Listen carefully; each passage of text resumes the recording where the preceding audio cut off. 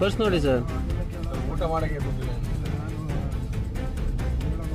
ಇದು ಬೆಂಗಳೂರು ಮೈಸೂರು ಹೆದ್ದಾರಿಯಲ್ಲಿ ನಡೆಯುತ್ತಿರುವ ಟ್ರಾಫಿಕ್ ಪೊಲೀಸರ ಲಂಚವತಾರ.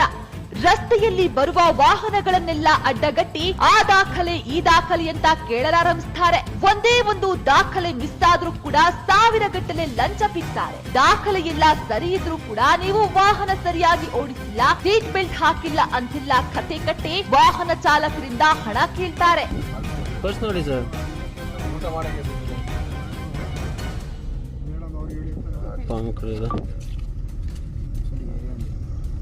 ನಿಲ್ಸಿ ಸರ್.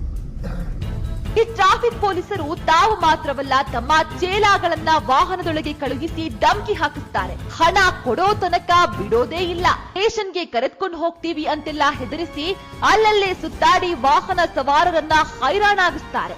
ಇಲ್ಲೇ ನೋಡಿ, ಈ ಯುವಕರ ಬಳಿ ಎಲ್ಲಾ ದಾಖಲೆ ಇದ್ರೂ ಕೂಡ ಇನ್ಶೂರೆನ್ಸ್ ಮಾತ್ರ ಲ್ಯಾಪ್ಸ್ ಆಗಿದೆ ಅಂತ ಹೇಳಿ 2,000ವರೆಗೆ ಹಣ ಪೆಕ್ಕಿದ್ದಾನೆ.